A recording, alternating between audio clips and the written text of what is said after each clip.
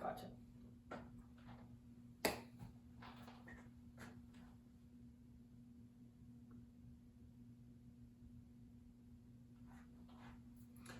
So these last few weeks for me have been kind of awesome. The sense of just enjoyment, fulfillment, and all that stuff has been it's been above average. And it's been really nice to kind of have these busy yet fulfilling weeks. And some of that I think it's comes to is the ramifications of kind of taking a step back and looking at just my mental health in general. And there was kind of one moment in a podcast, I can't remember who, but the idea is that so many people go to the gym, they work out their muscles, they become really strong, really healthy, physically. But when do we ever work out our minds? Now, sure, we work out our minds doing, in my case, school, learning, but when do we work out our emotional side? For me, kind of that working out has always come from either not doing it or from therapy. But in the last little bit, I've kind of decided that I wasn't really doing any work on myself, by myself, on my own. It was essentially every single time I'd go, it would be great. I'd enjoy it. I would feel better for the next few days, stuff like that. But I would be working on myself on my own. It's just like go. I thought about it as, you go to the gym with a trainer. The trainer teaches you all these different techniques that you can work out during the gym or at the gym. But then you just don't go to the gym for 2 weeks. And then in 2 weeks you go back with the trainer and you feel great. But is it really working out to your fullest potential if you only go with a trainer? Not really. So the last little bit I've been really focusing on trying to get my mental health, and I call it like mental fitness. I'll talk about physical fitness, but like mental fitness. And one of the outlets that I love is doing something like this, where I get to, essentially talk to, in my case, my future self. That's kind of the point of this, to see where my opinions, my perspective, my feelings are in the present, so I can look back at it in the future to reflect. I love reflecting on things. So that's kind of where I've been standing when it comes to these past few weeks about mental health, therapy, all that stuff. And I do want to, today's kind of topic that I want to talk about is kind of my story when it comes to therapy, because I think as a guy, the idea of going to therapy, asking for help, essentially admitting that you're not good, that you're not, that you need help. That's essentially where it's very, very stigmatized in general. It's getting so much better, but in a general sense, I think about some people around me who could definitely benefit from a little bit more awareness of oneself. But when it comes to awareness of oneself, that comes to admitting a problem or admitting some faults, and that's just very hard to do as a guy when society kind of glorifies they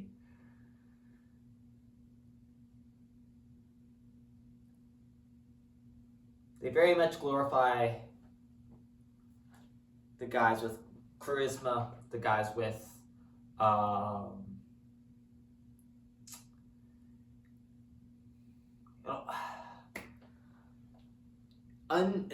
with me, I can't even think about it.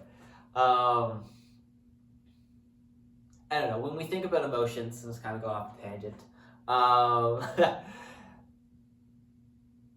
For guys, kind of there's a lot of positive emotions that's totally good, but there's really only one negative emotion that guys in society it's kind of accepted, and that's anger. And anger is just such a bad emotion in my opinion.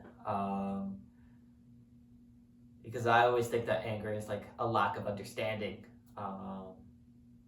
It's very much that anger in our society when it comes to men it's accepted. But hey, if you cry, not accepted at all. Oh no, you're weak. Stuff like that. And that's where I feel like, people don't ask for help for a lot of these things. So let me get into it. I'm not going to ramble on anymore.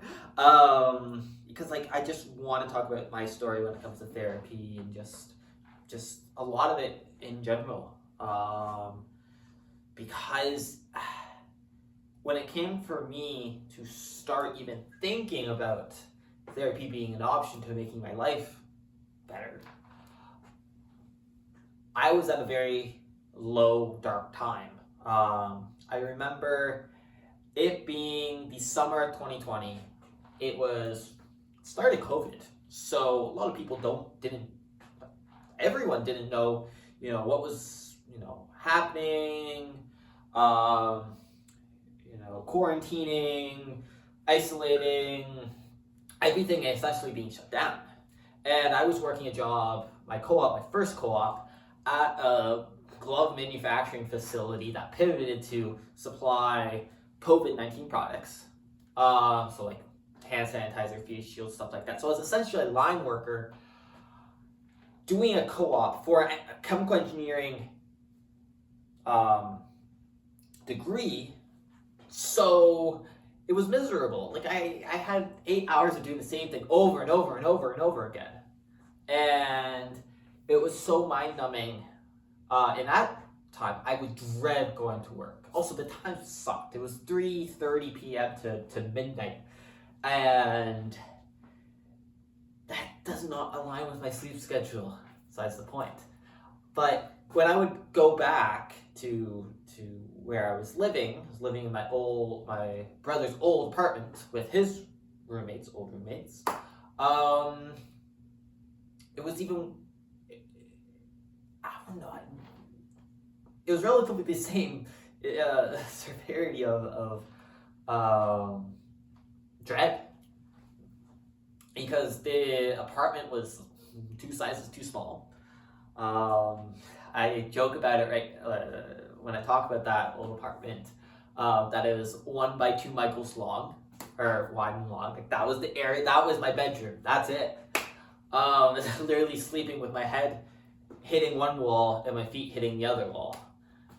And the roommates, didn't really vibe with them, and no one was in Waterloo that were really my friends. Almost all of them were back home, and I was in Waterloo and not back where I grew up because of my co-op. And even if I was back home, I didn't really have any old friends from high school that I still kept in touch with. So I was very lonely on that front, and then dreading the work that I was doing for my co-op.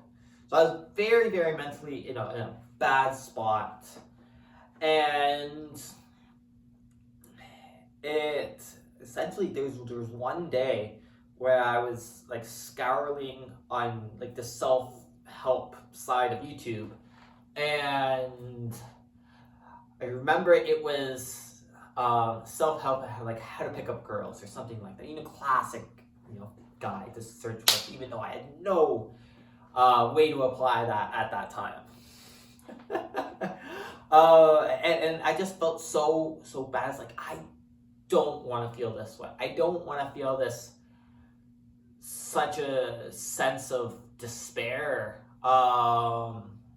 in my life. I got so fed up. I was so depressed that it, for a little bit, turned into action. And that's where I seeked. I searched up therapists more loose, stuff like that. And I remember the initial note that I sent the office that I have always been with, saying it's like, yeah, I feel like there's a lot of stuff in the past that is not really solved. And I feel like I have a little bit of anxiety. And I read that, maybe a little while ago. I think I laughed a lot because I think at that time I didn't know the severity of my previous life experiences that had on me, its effect on me. And that's just because I never thought about it in that way. I thought, I think every kid goes through their childhood thinking that their family is normal. And if they don't think it's normal, they usually blame themselves. In my case, I think it was mostly me thinking it's normal, but then blaming myself if things weren't working out at the time with my family.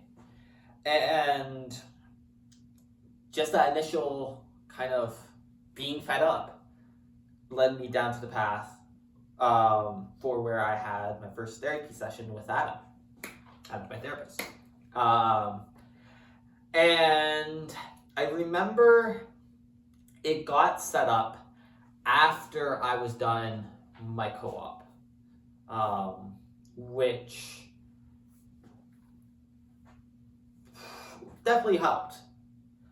And so, because instead of me being in my apartment, I was actually in my aunt and uncle's cottage for it. And I have a better relationship with them, or had a better relationship with them than my parents at that time.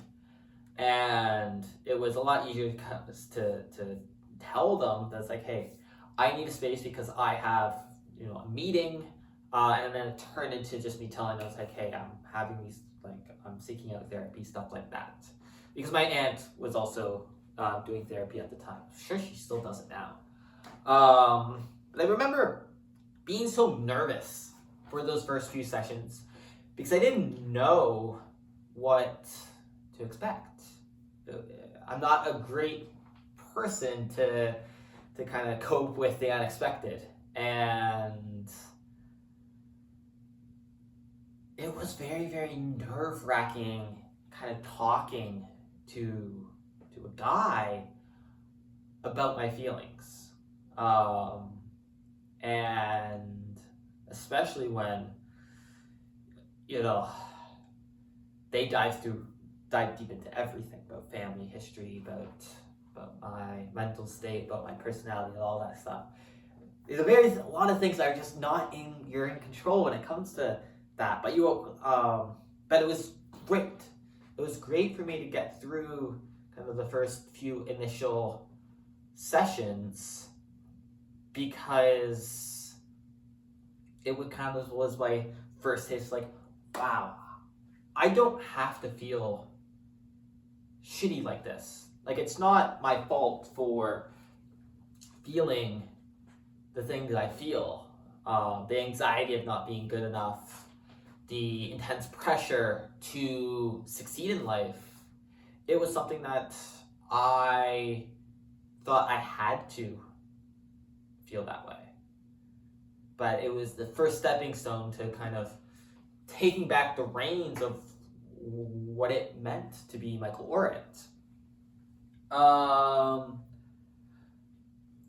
And my extended family, my aunt and uncle who owned the cottage, they were supportive of it. And it was really interesting. I remember I told my aunt one day, and then the day after, because they have a separate guest house that we guests sleep at, and their family has the cottage itself, and yes, they're rich, but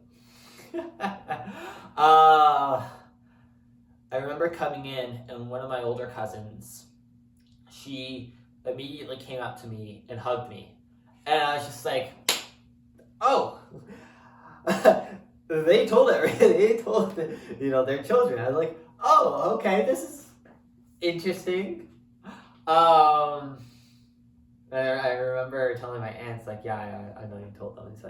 She was like, oh, I hope that's fine. I was like, yeah, that's cool. That's cool. But they were very supportive of me when it came to seeking help and stuff like that. That was great. When it came to, my dad and my mom, I didn't tell them until, I think, like, something like 3 months later. I was back at home, and my dad brought up that he got a check in the mail for some money from Manulife, who's not Manulife, Sun Life, who's an insurance provider. And he asked me, like, what is this for? Because I had my name on it, and I said it was because I'm going to therapy, stuff like that. So I didn't tell it was for a step, but that was like a few months later. And I remember his reaction being very, very confused. It's like, oh, like, why do you need this? And I kind of expected that.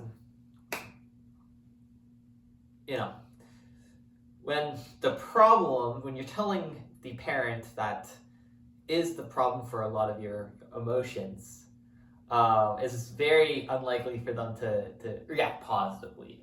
Because I know for my dad, he does sometimes reflect inwardly and blames himself for some of these things. So I'm not too sure if he felt that way, but I know that could have been it.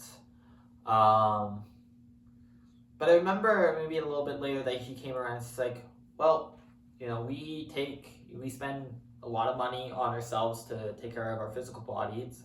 It makes sense that, like, you do it for your brain, and that was nice to hear. But it wasn't essentially. I think his mindset at that moment, and maybe still today, I'm not too sure, was that it was something that it's something that you need to nurse, and then it gets better.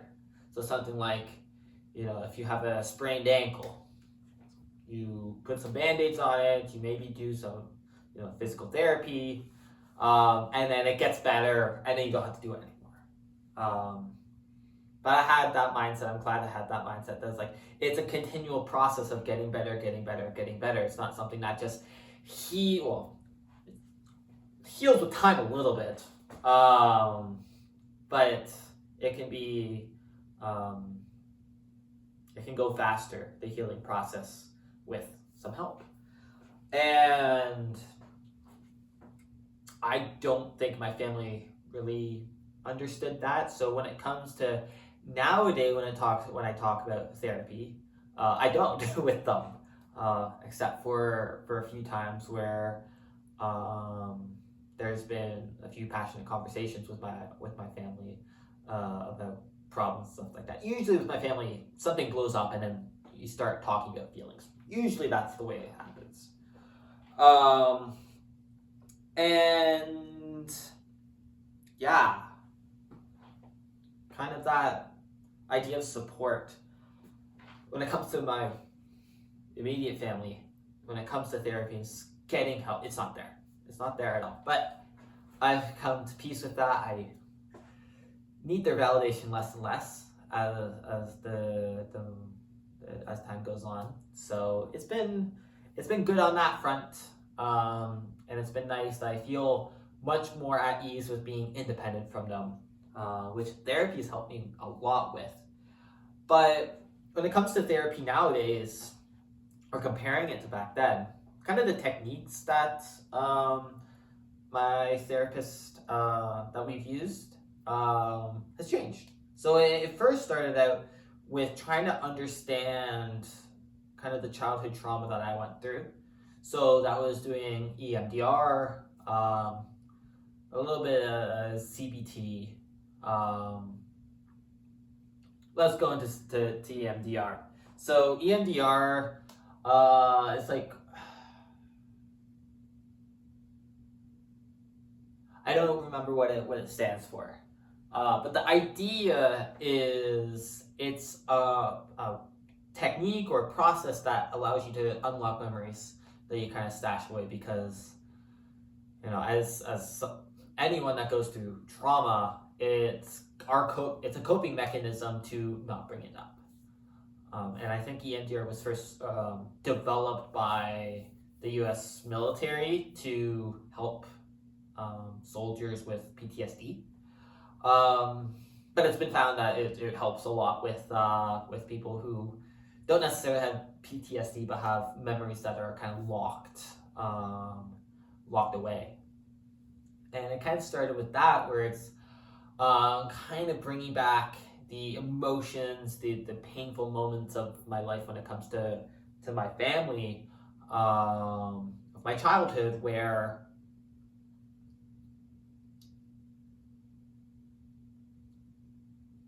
I experienced like the pains and stuff like that, where my needs weren't met. And there's a few instances that I still remember about that, but when you don't bring up old memories and stuff like that, the way that you react to certain stimuli, it's almost stays the same. Over time it might change, but it's something that I think of that's really helped with me, is being able to write imperfect thoughts, to be able to talk imperfect thoughts, and not feel like I'm a failure. And that has really, with therapy, has really helped to where it's like, oh, there was there's times where I needed to write something, but I was too nervous and anxious to put anything down on the page because it wasn't good enough. Because it wasn't good enough, I didn't get any work done. Because I didn't get any work done, I get ostracized for not getting any work done.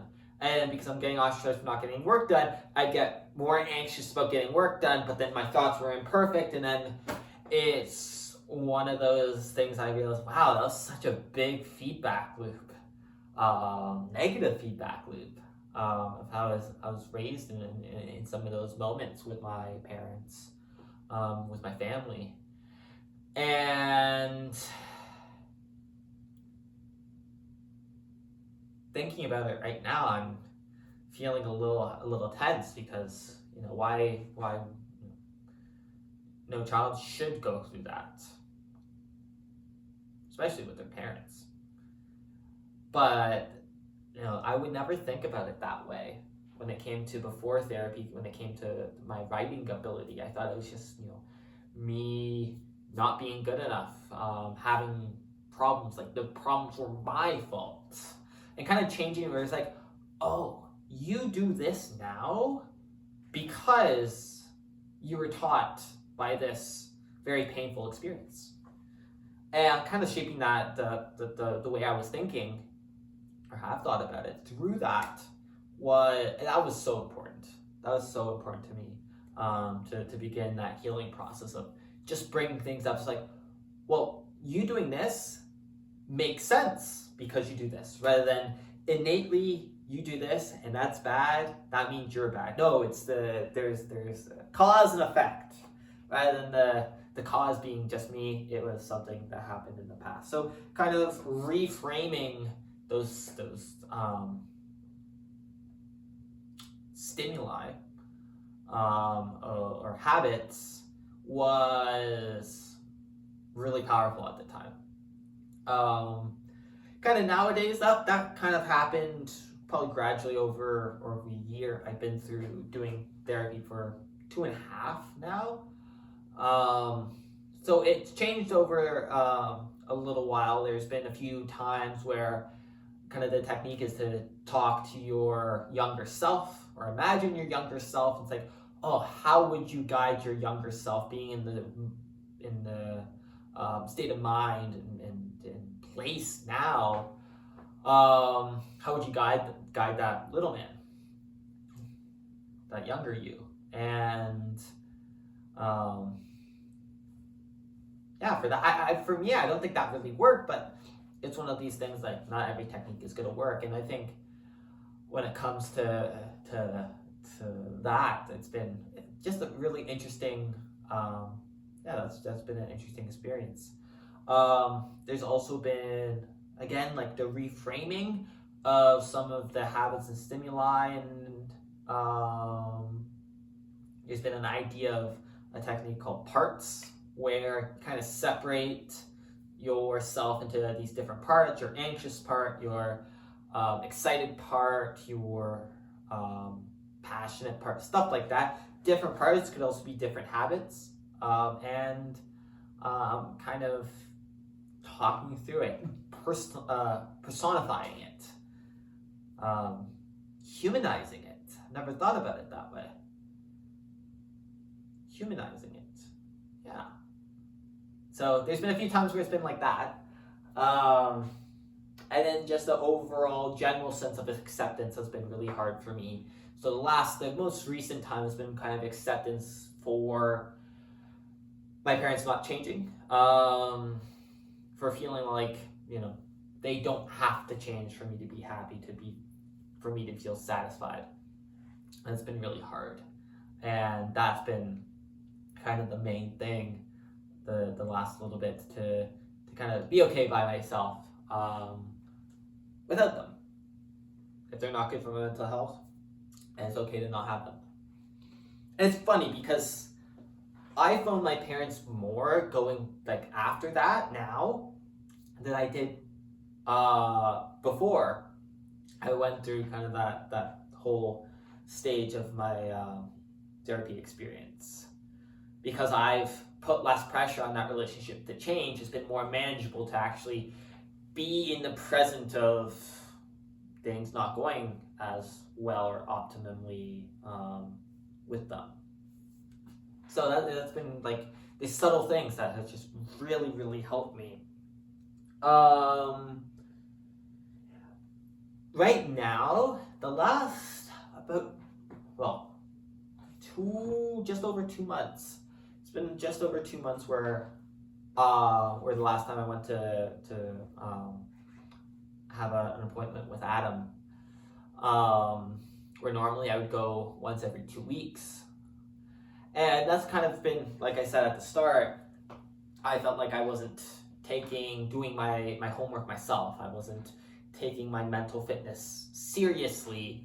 So I wanted to take a step back. And it's nice that, after 2 years at the time, or a little over 2 years, kind of having, this time where I can do this by myself and make progress and feel good. That's been really rewarding. And my plan is definitely to go back, but kind of having this time where it's like, yeah, you're not going to get any help from Adam, so help yourself. It's helped. That's helped to kind of me taking back the reins of my mental health. So right now I would have to think about like how often I would go again, and how beneficial it is. Because one of the things I'm so blessed with my family is we do have money to support me going to therapy, directly or indirectly. And for me, it's like if I wanted to go every single week, or even more than every single week, I would have the money. But kind of the sense of, is this what's best for me in terms of, cost benefit analysis? That's something that I'm currently thinking about. So yeah, I think when it comes to, someone else going to therapy, kind of my thoughts about other people going to therapy.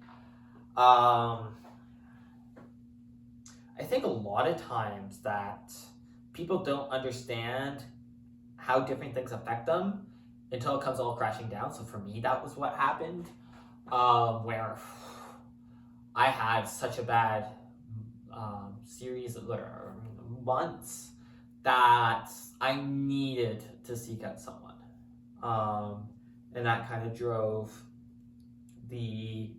my drive, or kind of it moved me forward to getting it done, to actually seeking out help. And for a lot of people, it takes that kind of rock bottom moment. And I wish it didn't, but I can imagine that rock bottom moment gives purpose, meaning, and motivation to getting better. So almost maybe that's what is needed for someone to get help and get better. So I think for a lot of it, when it comes to therapy, that people won't seek it out. And I think when it comes to the threshold between the people who do seek it out and the people that would greatly benefit from it, there's way more people that would greatly benefit from it than seek it out. I think there's very few cases where it would actually be detrimental to someone if they seeked it out. Not to say that sometimes people get different therapists that aren't great, that don't mesh well with them. And I think with myself, I'm so lucky that I had one as one and done. Adam is such I vibe strong with him because he was an athlete when he was back in university through and through. He played on the one of the university's varsity teams for soccer. And it's nice to know, it's like, wow, I'm a sports guy, I'm an athlete, but I have this therapist who is helping me but understands. That's a big thing. It's like, if you don't have someone that you feel like understands you in terms of a therapist, it's very hard to connect. It's very hard to make progress. So a lot of people, I don't know the statistic, but it sometimes takes 2, 3, 4 different therapists to find one that you really, really match with. So that can also be kind of a pain. Also, it's expensive. It's so expensive. And my thought about that is like, when it comes to someone's situation, where do you draw the line between the amount of money it costs versus the help? Like, is there the ratio between help and cost, that threshold to where it's like, yes, you should go? I know a lot of people don't go because it's because of the money, and I totally understand that. And as a wife, kind of feel kind of blessed that I'm able to do it. That money for that isn't really a problem. But yeah, I just think when it comes to therapy and all this stuff, it's seeking out help, no matter what it is, whatever it's guidance, mentorship, professional help. It's so important to get a different perspective of all aspects of life, because there's always more we can learn. There's always information we can, update our beliefs, our mindsets, and our reactions to things. And I believe that it's everyone should be continuously learning in life. If you stop learning, then it's very hard to adjust to the ebbs and flows of life. And in my opinions, like I want, my belief and my motivation for living is I just want to make the world slightly better. I can make it slightly better to where it would be, if I wasn't there, then it would be worse off if I wasn't. The world would be a worse place if I wasn't there. And the only way I can think about doing that is if I constantly want to learn and seek help and stuff like that. Because you never know too much. I never think that I know everything, I'm done learning. Even experts can continuously learn. infinite amount of information out there. And when it comes to emotions, emotions are so hard to navigate because they're irrational. They're so just hard to understand. And having a professional to say, hey, this is the roadmap of your emotions. This is how you do things. This is your reactions. This is why you do it. Having someone to give you a map of how to lead your life to a more fulfilling, a more positive experience is invaluable. It's amazing. And I think that when it comes to therapy, it can really transform a life. So I wish it was more, accepted, and it is getting more accepted. It's great. It's great that that's happening. So my outlook on the future when it comes to people asking for help, when it comes to therapy, when it comes to destigmatizing emotions, especially for guys, I'm really happy about. And I'm really happy that I had those moments back in 2020 where I was so sad, so like in the pit of despair, as my dad would say. Because if I didn't have that, I don't know what would be the catalyst for me to seek help and for me to take back the reins of my life. So I'm really appreciative about it, and I think just the idea of therapy can be so beneficial to anyone's life.